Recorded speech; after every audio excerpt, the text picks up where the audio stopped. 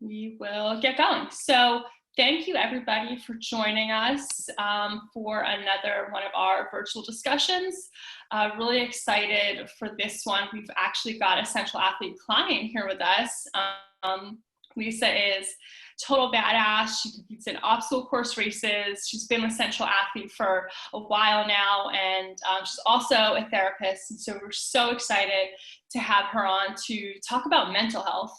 We've been talking a lot about physical health in these last few weeks, but I think this is a super, super important topic in general, but especially right now. And so Lisa, why don't you kick it off and just tell everybody else a little bit about yourself and kind of what your journey was to becoming a therapist? Yeah, so I'm Lisa. I'm a licensed clinical social worker and supervisor. I have been practicing for almost 7 years now. I think that's right.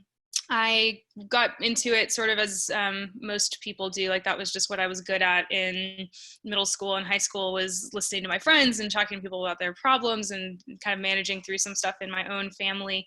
And then in college, just took psychology classes, kind of figured out social work was a quicker way to get to where I wanted to be than doing a PhD in something, and have kind of made my way through the social work field for the past couple of years. I've been in inpatient level facilities. I worked at Rusk State Hospital for 6 months working with criminal commitment. So people who are there for not guilty by reason of insanity and amongst other things, and have ended up in a position of being in private practice now, doing mostly just traditional outpatient, emotion-focused mental health counseling.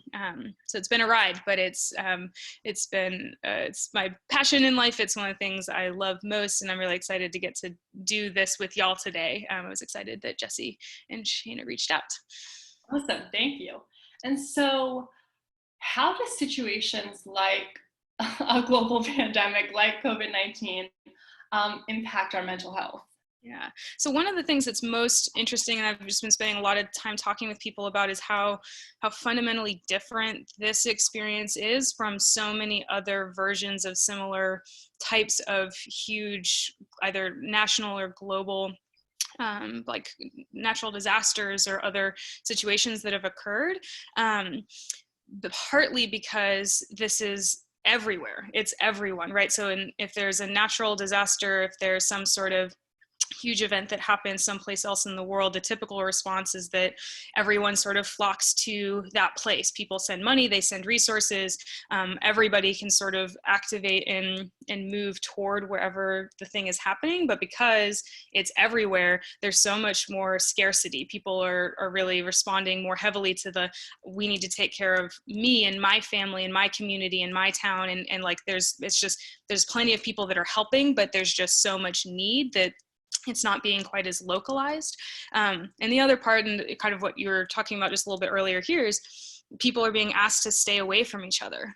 So there's not this ability for people to do the things that they normally do in crisis, which is come together, be together, support, give hugs, show up for things, kind of like people, again, flying to and being in those places. So there's funerals that are not being able to be had. People are dying in hospital rooms without their loved ones with them, and people are the healthy thing, the right thing to do is to stay away, which is just a really difficult thing, and it certainly limits our resilience to not have the ability to lean on community in the same way. So that part of it is quite different. And it's important, I'm just like trying to name this as what it is, which is a trauma.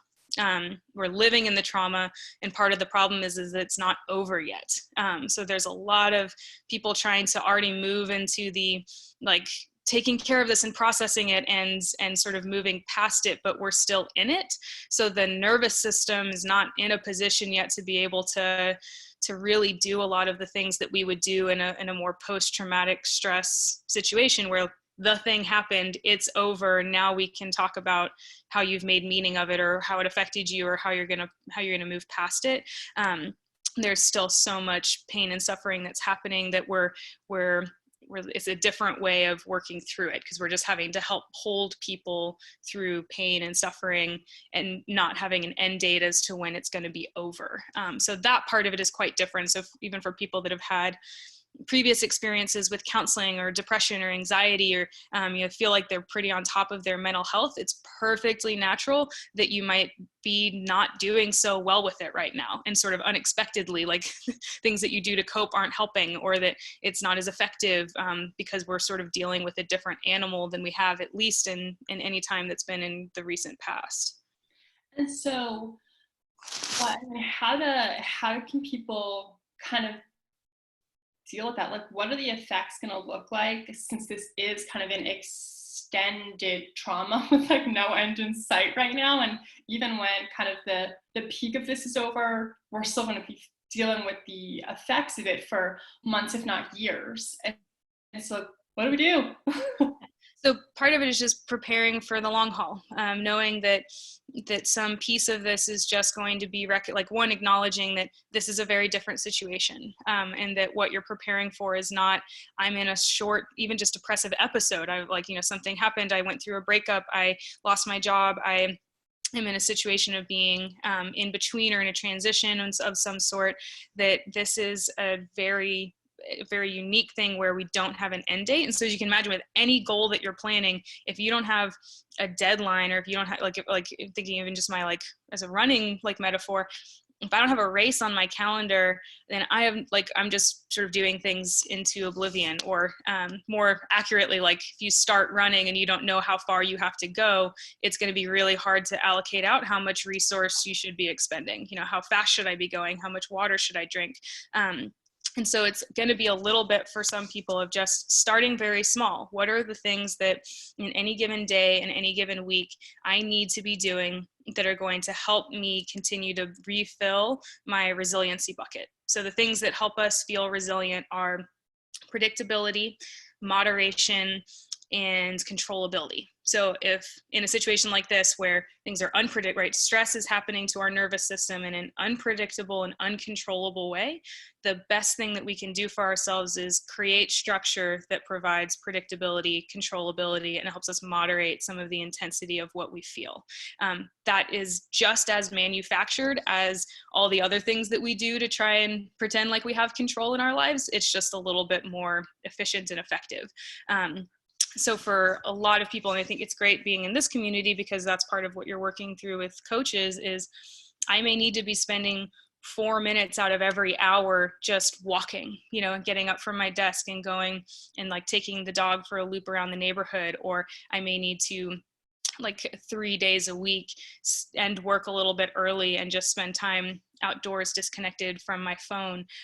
All these things that might be stuff you normally do, or that things that are typically helpful, but being very planful, very intentional about them, especially when you don't want to, because that's part of how we build trust with our nervous system, is your body starting to trust that you're going to take care of it, right? The world may be chaotic, everything else may be unpredictable, everything else may be out of control, but teaching that connection between your body, your brain, and your nervous system, that you're going to take care of it as best you can. But that's a really powerful, just basic strategy of keeping those small commitments to yourself, that even if it's something that you typically, might find problematic, I'm going to let myself eat a cookie every day after dinner because it's a comforting thing and I enjoy it. It's something that is meaningful to me and I want to do it, but putting it in as something that's structured, something that your body can start looking forward to. And then finding the ways in which we need to have other support. So connecting to family and friends if they're safe and those are positive relationships, but then also thinking through if it's coworkers, if it's in this community, and especially if you're not already connected to a therapist, this is a great time to do it. Because there's lots of things to work through. There's lots of existential stuff that this is bringing up, and people thinking about life and death and meaning and purpose. So there's a lot of big things, and big emotions need big support. So kind of that piece of it too, of making sure that you're doing what you can and then finding the support for the other things that are a little bit outside of what you can fully do for yourself. Yep, that's awesome. And we've got a great question that I'm going to pop in right now because it's kind of along the lines of what we're talking about.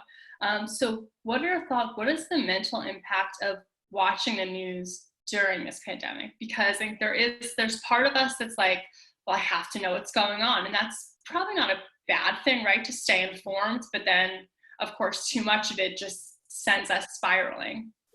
Yeah, that's one that's huge for the moderation piece, and sort of knowing and kind of like testing. And part of this is all trial and error of I'm going to need to figure out how much, how often, and to what extent do I engage with any of those things, with the news. The other piece is social media. It has been so hard to like just be, I mean, anytime I get on Instagram, like there's parts of it that are lovely. Like I see my friends, it's like, oh, it's so nice, like nice to see them. And then I immediately am just like, oh, why am I on here? I hate like all of this other stuff. There's just too much. And so, I mean, some of the humor, like there's parts, right? Like kind of what's the most that I can benefit out of it. And then at what point does it become too much? But that's one of those things that maybe it's probably best in general it not be the first thing you do in the morning, is to get on the news and immediately download all the new information. But that for some is also going to be the biggest way of managing anxiety, is like, okay, what's my reality today? What's new? What are the things that are that I need to kind of consider today, or the updates, and then past that, giving yourself a reprieve to not have to engage with it until the next day. But for some, they don't keep up with it because it's just too much, and it's hard to download it. But also just being clear about what sources are the most reliable and easiest way for you to get that information. So I'll listen to the 10-minute morning edition on NPR every morning when I'm out walking my dog, and that's all that I listen to for news for the day. So I like kind of get some of the main updates, anything that's changed. I listen to it in that format because while I'm out, while I'm walking, while I have the ability to process it a little bit better. Anytime you're probably looking at the news or listening to the news, it's helpful to be moving, because that just it helps your brain naturally process emotion better and process information. And then I'm done. And then after that, I try not to get on, and I try not to listen to too much else. And I try and catch when I'm filling time with getting on social media or doing other things out of boredom versus actually trying to like consume content of some meaningful variety. Yeah, for sure. And then Alexander just mentioned he's been giving himself a social media cutoff at 7, which and kind of goes to what you're saying about like structure and routine, being really helpful. Mm-hmm. Yeah. And and like kind of just knowing where your limits are. For some people, it's really helpful. And other times it's like and some of that's going to change by the day. That's the other piece. And I didn't really mention that earlier, but that what makes sense and feels right today is very likely not going to be the same thing that makes sense and feels right tomorrow, because all of our sense of what our body's resource is changes based on how we slept, based on how we ate, based on how much we got inundated with stuff, what our work pressures are. And that part of living through the traumatic experience is that one day you might feel super productive and totally on top of things, and the next day you might have a hard time getting out of bed. And that's not a comment on who you are or your character or your mental stamina. It's part of living in trauma, is your brain and your body is doing what it can to protect you. And sometimes that's just going to look very different. Yeah, that's awesome. And so you mentioned, of course, connecting with a therapist. I have a therapist. He's wonderful. We're still checking in every single week. And it's been really, really helpful. And so if someone doesn't have one, they think that'd be helpful for them, what is the first step? How would you go about finding someone? So there's lots of really great resources. Psychology Today is a platform where you can search for people within your zip code, search for different insurance providers. It's like Facebook for therapists. And so it's generally like a pretty easy place to get started. But also part of me being in the community, like if you're kind of trying to begin it and you don't exactly know what to do or how to go about it, I'd be happy to be a resource for that as well. You can reach out to me in email, or we can have a phone call and kind of talk through sort of just the basics of what you're looking for, what you're working on, and I can make some recommendations. I also see clients, so that's like something to consider as well, if there's any benefit to that, or having a face that you've like heard talk before in some way. But yeah, I'd be happy to help people connect, because it's a really big, difficult thing to do, and sometimes it's helpful to have a therapist that knows therapists, to be able to either try and connect you to somebody that I already know, a colleague of mine, or kind of just help weed through some of the profiles like scanning for certain things and maybe being able to find a good match for you. Yeah, Psychology Today is awesome. That's what I used to find my therapist. And they're great too, because you can do like a free like consult, essentially like a phone call. And so I did kind of a couple of those before I found my person, and it was really, really valuable. Yeah. Because it's Yeah. kind of, it's also like finding, it's an expensive mistake to make, and mm-hmm. you don't know if they're going to be helpful. Like, it takes a while. It's less important than, it's more important than like your general practitioner who, for most of us, we see them once a year, they take our temperature, we tell them we're feeling great, we eat well, and then like that's kind of it. Most doctors can do that, but like finding the right therapist is tough. Yeah, because it's a relationship, right? And that's part of it that's different, is that you are part, like the secret of therapy is that it's like 40% of what actually is effective or matters in therapy is just the relationship. The rest of it is like 40% of it is also what's happening outside of the like room that you're in. So there's only like, it's not very much of it that actually has to do with like the things that they know how to say or that they've been trained in. But so it's really important to find a match of temperament, or somebody that's open to your goals, that's going to support you in doing work in a very specific way.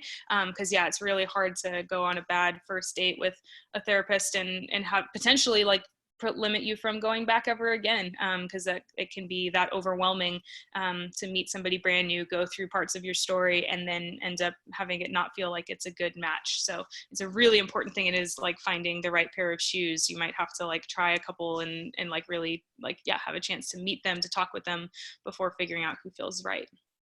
Awesome. And so kind of zooming out a little bit to, away from our like current coronavirus situation, but a couple of things you mentioned were about, going outside, going for walks, having movement in your life. So in your practice, have you noticed relationships between movement and nourishment and social practices as it relates to mental health? Yeah. How we do one thing is how we do most things. So it's kind of helpful to sort of consider that any of those areas of our lives are part of the scope, that you'll see in people, and I don't know anybody like this, but that have a tendency toward perfectionism, that there's that element traces through everything, right? That I'm going to be like a top performer at my job. I'm also going to like do the best at all of my workouts, and I'm going to be the ultimate social person. I'm going to be the best friend and the best partner and the best dog parent, and like having all of these just heightened expectations that it's helpful to get an inroad into any part of your system basically through any one of those things, but they all tend to overlap. And that people's relationship with food, with alcohol, with how they spend money, with how they have relationships, with how they take care of their body or don't take care of their body, those are all clinical sort of inroads into how they're doing emotionally, what's happening in their life, and also just how they've developed brain patterns over time. Most of us just unfortunately pick up a lot of interesting things from childhood, where we learned what's okay to be, what's not okay to be, what makes me lovable, what makes me too much. And those things just carry with us into adulthood until we start to think them through or have a chance to challenge them, or that life sort of brings us something that doesn't quite match. So it's super important to be considering all of those areas of us. You can be an incredibly intuitive and mentally insightful person, but if you're not taking care of your basic health, if you're not getting outside, if you don't have other parts of your life besides just either your job or your relationship or sort of one identity, it leaves you vulnerable to getting sort of your whole house cleaned. And people are certainly at this point in time experiencing that if your entire life and everything that you love and value is wrapped up in your job and you just got laid off because it's not essential, how destructive that is, right? How much that takes this deep personal like ego toll on who you are and what you think you're worth, and that is it's hard to have too many things put in one specific part of ourself, because then we don't have the extra resource to back us up when inevitably something interrupts that and things go awry. Yeah. And so do you have any kind of with therapy, same with central athlete, recommendations are going to be personalized. Everyone's going to be different. But do you have any general guidelines for people living a happy, life? Yeah, certainly finding your personal balance. It's one of the things that's kind of most common to bring people into therapy is having the experience of realizing that they've gone from birth until whenever they walk in that door, doing things based on externalized versions of something, right? That they are trying to meet their parents' expectations. They're trying to live up to being the ideal young person who goes out all the time and travels and has this like very specific sort of lifestyle, or trying to like climb the ladder and work in some way, because like all these things about what should be important or what should matter to them. So getting really clear about what are my actual priorities and values. What are the things that, when you strip everything else away, these are the things that I commit to. These are the things that matter to me. These are the things that I would fight for. And starting to build a life that's actually in alignment with that.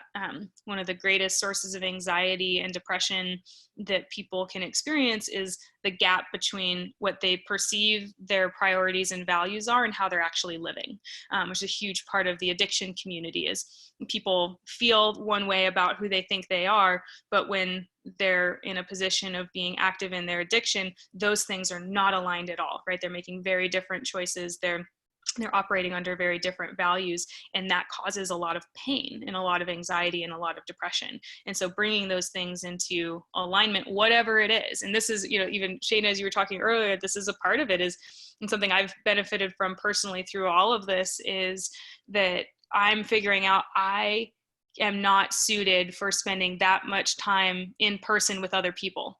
I'm a therapist, and I just can't tolerate so much time with other people. But it's been helpful to like not go into the office and like to be working from home, and to realize how profoundly impactful it's been for my energy, for my sense of feeling positive and sort of bright about my own life, to have some extra distance away from just all the extra stuff, right? The like dealing with coworkers' feelings in the hallway. And I get a lot more of this because I work with therapists, so it's just all therapists all the time. It's too many feelings. Take a break from feelings every so often too. But just how like this is a unique window for a lot of people into, I'm really blocked from doing this thing, and I notice that, and that means I must really love and value that, or how helpful it is that I don't have some of these other pressures and I didn't realize how much they were impacting me. So starting to build just habits and routines around that. That's something Jesse and I have been working on, and my continued pull toward trying to find a way to be perfect. And we talk about it every single consult of how I haven't gotten there yet. I'm planning on it, but it just hasn't yet happened. So if I ever figure that out, I'll let you know. But I'm mostly trying to accept the fact that that will never be, and have to grieve that.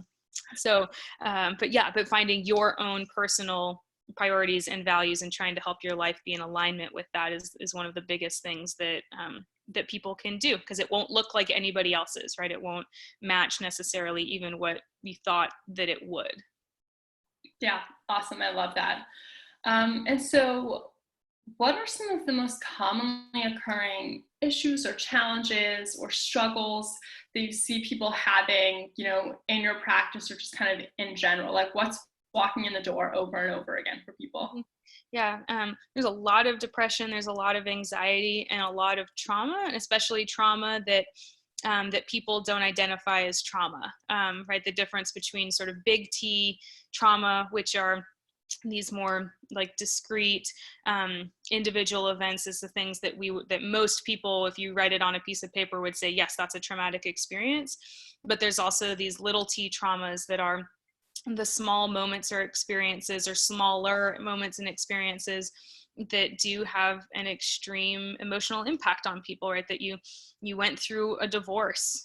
You might not consider that that's traumatic, but for the nervous system, for the brain, it is. And people starting to kind of, one of the most common things, and I think I just get a lot of these, a lot of people that are working on this, is kind of that, like, they've reached the end of their road. Like they went from from being in school and then getting into high school, and then maybe they went through college, and maybe they went through grad school, and then they got their first job, and then now they don't know what the, like, sorry, I swear a little bit, they don't know what to do. Because now they're out of the track, right? They had this whole idea about what their life was going to look like, and now they're in it, and they're starting to have questions about, like, is this what I was doing all this time? I was like doing all of this to get here, and I don't know if I actually like this. What does this mean if this is just what my life is now?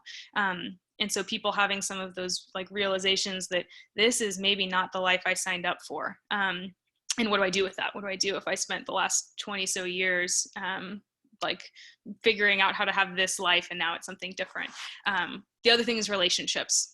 Most everybody, if we don't start there, we end up there talking about relationships with friends, relationships with partners, relationships with family. It's the most complicated thing we do as humans, is to have to connect with other humans, and we all get it wrong, and it's a really painful experience for most people. So I spend a lot of time talking with people about boundaries, the time that they need to protect for themselves, the way that they need to protect themselves from other people, and most importantly, how we can protect other people from our resentment. That the best thing that we can do for other people is set boundaries that protect them from us resenting them. And so I spent a lot of time with people going over some of those particular kind of topics, and helping them mostly just find an ability to understand their emotions.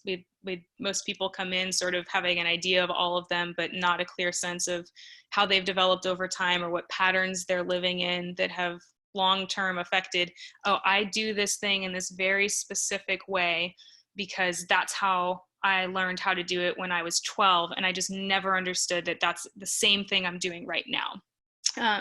But helping people find those connections is a big part of, especially the beginning work of therapy, is making sense of the things that otherwise they feel like, I hate that I do this. I don't like this part about myself. I just need to stop overeating. I need to stop smoking. I need to get out of this relationship. I need to get a new job, right? This like something is going to make me happy, or stopping something is going to make me happy. And just helping people get really clear that they don't do anything that doesn't make sense. We just have to get really clear about what problem are they solving. I overeat because I feel not valuable, and I feel like I'm not enough. So I do these behaviors to manage some other feeling, but figuring out what is one of the most important and helpful things that people can get out of, especially a beginning relationship in therapy. Awesome. So I have one more question for you, and then we'll open it up for questions from everybody else. And so we have a lot of coaches on this call right now. So folks who work with people, and as you know, one of the things I see all the time is a coach-client relationship, especially in our model of personalized fitness, is like a pretty intimate relationship. It's a pretty vulnerable situation to be in. And a lot of times our clients are talking to their coaches about so much more than just their workout and their meal prep and their sleep. And there definitely is a time where coaches know, like, okay, it's outside of our scope, we need to refer out. What advice do you have for coaches for how they can support their clients within that relationship? Mm-hmm. So first, Jesse doesn't know anything about coaching somebody through personal crises. But you at least. But first, like you're an important and interesting gateway for a lot of people, where part of it is you're talking with people about their routines and their habits and what gets in the way of being able to keep commitments to themselves in the gym that they want to. And some of those things are reality based, and some of that stuff is unreality based, but it's, having those conversations, part of what, you'll run into is, this is emotion, right? There's something happening here that's not, that isn't a strict, like, this is purely a logistical thing, or there's an injury. And so of course you're doing this in a different way, where you're going to run into, there's an emotional component to it that's more powerful than something else. So one, just, and Jesse's always great about this with me, but just being very compassionate. it's hard to not be successful at something. It's hard for me when I come into consult and I know that I've not done as well with things as I wanted to, and I could still, because these are some of my hangups, but I come in like expecting him to be upset with me, right? And expecting him to like be disappointed that I wasn't perfect, and holding me accountable to this unreasonable standard.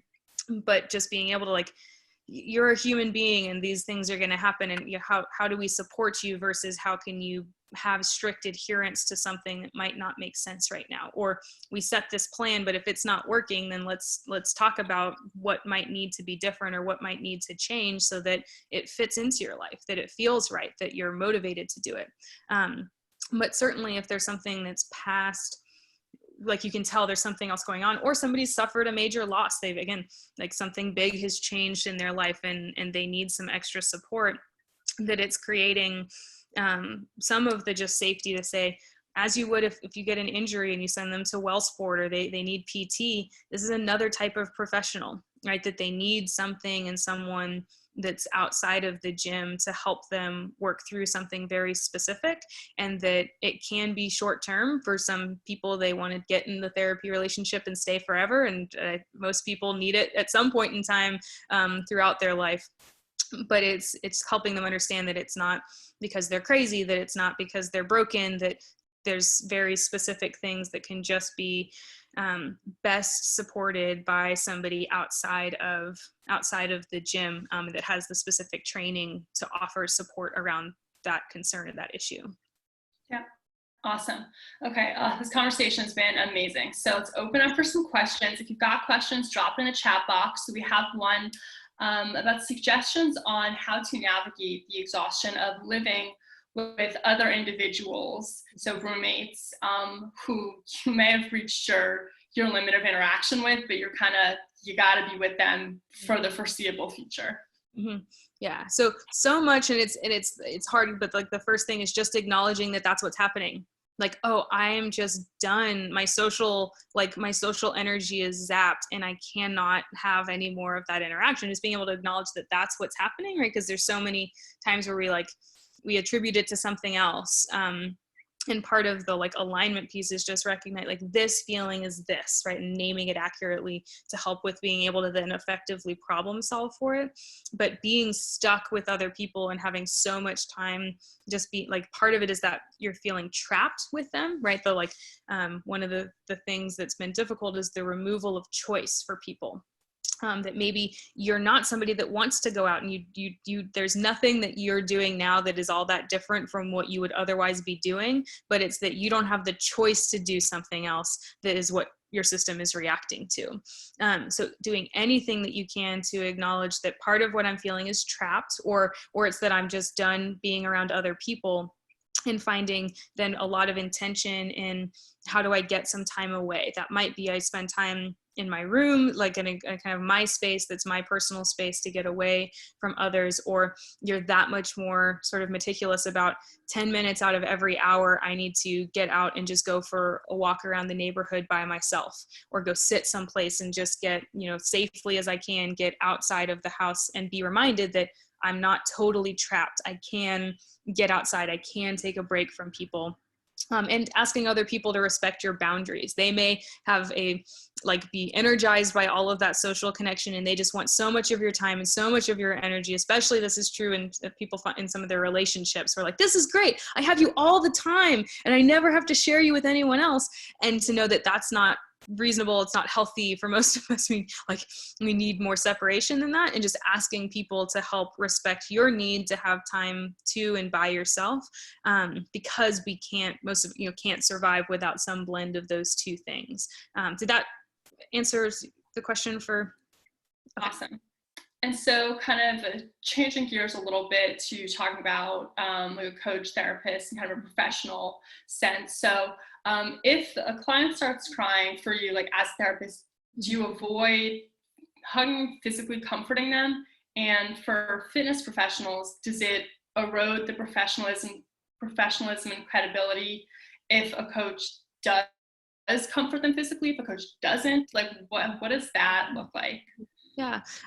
With really any of it, it's all kind of consent related, like it's helpful to check and ask in. Like for some people when they're, especially if they're not someone that gets emotional very often, or it's, it's not something they're comfortable with.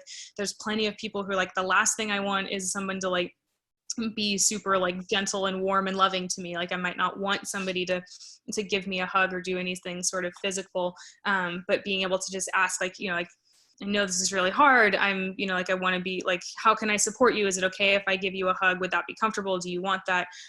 Some people are going to, people can, hopefully, again, just it's respecting their own limits and boundaries to be able to say yes or no to that. It doesn't inherently erode that relationship. It can be a really powerful moment of being able to receive care at a time when that's what you really need. But it is generally helpful to start with just asking, because some people do have trauma or previous experience of like being in that emotional state and then having someone be physically close when it wasn't safe. So it's just for coach safety and comfort, and for client safety and comfort, to just, you can certainly offer, especially if it feels genuine, like, can I sit next to you, or do you want to get up and go walk around the block instead of sitting here? That there's all kinds of ways to the things can be done lovingly. Even if it's changing location, if it can be sitting next to them, it might be giving them a hug, or letting them go to the bathroom for a few minutes, just collect themselves and then come back. Sort of what's the thing that I can do that would be most helpful right now, is another sort of question that that you might be able to ask them in that moment. Awesome. That's really great. Are there any other questions from anybody else? Feel free to drop it in the chat box. And then also, Lisa, if you want to, in the chat, also share your email with people. So if they have questions, they want to connect with you, they can do that. So yeah, you can just drop that in there. And then again, this is being recorded, so it'll be up on our website probably by the end of today for folks to go and look back on it, take any other notes or anything like that. Okay, so you've got Lisa's email there and a phone number. Awesome. And I do a little bit of writing. And so I'm going to post my website here too, but I have a blog there as well, and I'm in the middle of posting something about COVID, and kind of further just goes way more detail than most people want or need about trauma and about the like response to this, a lot of sort of what we talked about today. And so there's stuff in there just in general, older posts of kind of just about mental health and imagery, ways to break down some sort of complicated higher order emotional stuff into things that are a bit more metabolizable. So that's up there too. Awesome. And this is actually great another question from Tyler, and like super timely right now. So kind of on the same vein of navigating the emotional situation, but when it's remote. So when even if you might want to hug, there just is no option to offer physical comfort. How can you be supportive over a screen? Part of it is just being able to affirm that you're here, and that that this is difficult. It's our natural impulse, and it's one of the places where like the line between empathy and compassion can be sort of tricky to navigate, is that if we're fully in empathy, we want to stop somebody else from suffering, right? So we're going to try and talk them out of it. We're going to tell them it's going to be okay. We're going to go into things that are with the specific intent of trying to like help them change how they feel in that moment, which is a loving thing, right? It comes from a good place, but it can be just really helpful for people to hear, like, I know, like, and I know this sucks. I know this is really hard. I know you're struggling, but we can get through this. We'll help plan something together, or I'm just here. It's okay for you to not be okay right now. And that you don't have to have an answer, and I don't have the answer to this, but that that I'm here and I'm with you, I support you. What can we do in this moment that's going to help this feel a little bit better? And they may not know, there may not be anything other than there isn't anything. I just need to be here. I need you to be here. Or maybe it's that I need an extra consult, like maybe, especially for people that are a little bit more isolated, coaches may be one of the few close relationships that they have. Or a few close trusted relationships anyway. There's somebody that knows a lot about their life, that they trust with a lot of important pieces of who they are. So so being able to kind of consider it within your own boundaries and limits of being available for people if they need an additional time to talk. And it's not about what's happening in the gym, it's more of just how they're handling through this, that if that feels okay and comfortable, again, as long as it doesn't feel like you're stepping into like getting called in to provide therapy for them, but it may feel helpful to just like, let's check in again, you know, next week and kind of see how this is going and what might need to be the plan from here. Awesome. All right. Well, if we have no other questions, then I'm going to stop the recording. We'll kind of wrap this up. But this was so wonderful, so helpful. And make sure y'all check out the chat to get Lisa's contact information. You can reach out to her with any questions you have about finding a therapist. If you want to chat with her and see if she might be a good fit for you, she shared her blog.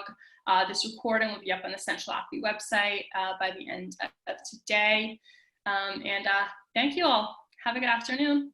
And I saw the somebody reached out to me privately, so I'll reach out to you after. So Awesome. yeah. Okay. Great.